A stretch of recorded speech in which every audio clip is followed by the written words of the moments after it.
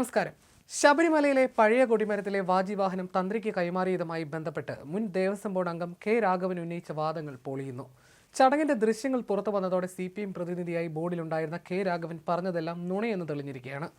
2017 നടന്ന വാജിവാഹനം കൈമാറ്റം ചടങ്ങിൽ രാഘവനും പങ്കെടുക്കുന്നതിന്റെ ദൃശ്യങ്ങളാണ് മാധ്യമങ്ങൾ പുറത്തുവിട്ടിരിക്കുന്നത്. ഇത് താൻ കൈമാറ്റത്തെക്കുറിച്ച് അറിഞ്ഞിരുന്നില്ല എന്ന രാഘവന്റെ മുൻ നിലപാടിന് വിരുദ്ധമാണ്.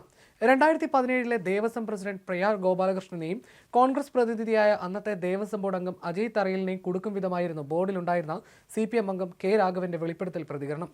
പഴയ കൊടിമരം മാറ്റിയപ്പോൾ അതിലുണ്ടായിരുന്ന വാജിവാഹനം തന്ത്രി കണ്ഠരര് രാജീവർക്ക് കൈമാറിയത് 2012 ദേവസ്വം ഉത്തരവ് മറികടന്നായിരുന്നു എന്നും രാഘവൻ അഭിപ്രായപ്പെട്ടിരുന്നു. ഇത് കോൺഗ്രസിനെതിരെ CPM ആയുധമാക്കിയിരുന്നു. സ്വർണ്ണക്കൊള്ളയിലെ കോൺഗ്രസ് അംഗങ്ങളുടെ പങ്ക് പുറത്തു വന്നു എന്നായിരുന്നു സൈബർ സഖാക്കളുടെ വാദം. ദേശാഭിമാനി പോലും ഇത്തരത്തിൽ വാർത്ത നൽകി. ബോർഡിലെ കോൺഗ്രസ് അംഗങ്ങളുടെ പങ്ക് തെളിവ് സഹിതം പുറത്തു വന്നതോടെ മറുപടി പറയാനാകാതെ നേതൃത്വം. ദേവസ്വം ബോർഡ് അംഗമായിരുന്ന അജയ് തറയിൽ വാജിവാഹനം തന്ത്രിക്ക് കൈമാറുന്ന ചിത്രമടക്കം വിവരങ്ങൾ പുറത്തു വന്നതോടെയാണ് കോൺഗ്രസ് കൂടുതൽ കുരുക്കിലായത്.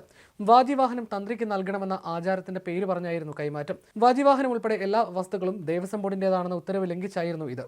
ഇങ്ങനെയായിരുന്നു ദേശാഭിമാനി വാർത്ത നൽകിയത്. എന്നാൽ പ്രയാറിനും തറയിലിനുമൊപ്പം രാഘവനും ചടങ്ങിലുണ്ട്. അന്നത്തെ കൈമാറ്റ ചടങ്ങിനെ സംശയിക്കുന്ന SITക്ക് ഇനി അജയ് തറയിലിനെ ചോദ്യം ചെയ്യുകയാണെങ്കിൽ രാഘവനെയും ചോദ്യം ചെയ്യേണ്ടി വരും. വാജിവാഹനം തന്ത്രിക്ക് കൈമാറിയതിന്റെ പൂർണ്ണ ഉത്തരവാദിത്തം അന്നത്തെ ദേവസ്വം ബോർഡ് പ്രസിഡന്റായിരുന്ന പ്രയാർ ഗോപാലകൃഷ്ണനും അംഗം അജയ് തറയിലിനുമാണെന്ന് നേരത്തെ ആരോപിച്ചിരുന്നു. താൻ പങ്കെടുത്ത ബോർഡ് യോഗങ്ങളിൽ ഈ വിഷയം ചർച്ച ചെയ്തിട്ടില്ലെന്നും കോൺഗ്രസ് പ്രതിനിധികൾക്ക് ഭൂരിപക്ഷം ഉണ്ടായിരുന്നതിനാൽ പല തീരുമാനങ്ങളും താൻ അറിയാതെയാണ് കൈക്കൊണ്ടതെന്നുമാണ് രാഘവൻ ആരോപിച്ചത്. പഴയ കൊടിമരം മാറ്റുന്നതിനും പുതിയത് സ്ഥാപിക്കുന്നതിനുമുള്ള തീരുമാനമെടുത്ത യോഗങ്ങളിൽ താൻ ഉണ്ടായിരുന്നില്ലെന്നും അദ്ദേഹം ചൂണ്ടിക്കാട്ടി. എന്നാൽ വാജിവാഹനം തന്ത്രി കണ്ഠരര് രാജീവർക്ക് കൈമാറുന്ന ചടങ്ങിൽ പ്രയാർ ഗോപാലകൃഷ്ണനും അജയ് തറയിലിനുമൊപ്പം കെ രാഘവനും സജീവമായി പങ്കെടുക്കുന്നതിന്റെ ദൃശ്യങ്ങളാണ് ഇപ്പോൾ പുറത്തു വന്നിരിക്കുന്നത്. ഇതോടെ രാഘവന്റെ വാദവും ചോദ്യം ചെയ്യപ്പെടുകയാണ്. അതേസമയം വാജിവാഹനം കൈമാറിയത് ഹൈക്കോടതി നിയോഗിച്ച അഭിഭാഷക കമ്മീഷന്റെ അനുമതിയോടെയും കീഴ്വഴക്കമനുസരിച്ചാണെന്നും അജയ് തറയിൽ ആവർത്തിക്കുന്നു. ശബരിമല സ്വർണ്ണക്കൊള്ളയുമായി ബന്ധപ്പെട്ട് നിലവിലുള്ള പ്രത്യേക അന്വേഷണ സംഘം വാജിവാഹനം കൈമാറിയ വിഷയവും ഇപ്പോൾ പരിശോധിച്ചു വരികയാണ്. പുറത്തു വന്ന ദൃശ്യങ്ങളുടെ പശ്ചാത്തലത്തിൽ നേരത്തെ അജയ് തറയിലിനെ ചോദ്യം ചെയ്യാൻ തയ്യാറെടുത്തിരുന്നു. SITക്ക് ഇനി കെ രാഘവനെ കൂടി ചോദ്യം ചെയ്യേണ്ടി വരും. വാജിവാഹനം തന്റെ പക്കലുണ്ടെന്നും അത് തിരികെ നൽകാൻ തയ്യാറാണെന്നും തന്ത്രി കണ്ഠരര് രാജീവർ നേരത്തെ പ്രതികരിച്ചിരുന്നു. പ്രയാർ ഗോപാലകൃഷ്ണൻ അന്തരിച്ച സാഹചര്യത്തിൽ ഈ കേസിൽ അജയ് തറയിലിന്റെ വിശദീകരണം നിർണായകമാകും. തന്ത്രി കണ്ഠരര് രാജീവർക്ക് വാജിവാഹനം കൈമാറിയത് പാരമ്പര്യ വിധി പ്രകാരമെന്നും നടപടികൾ ഹൈക്കോടതിയുടെ അറിവോടെയെന്നുമാണ് റിപ്പോർട്ടുകൾ. എല്ലാം നടന്നത് അഡ്വക്കേറ്റ് കമ്മീഷണറുടെ സാന്നിധ്യത്തിലാണെന്നാണ് അഡ്വക്കേറ്റ് കമ്മീഷണറുടെ റിപ്പോർട്ടിൽ പറയുന്നത്.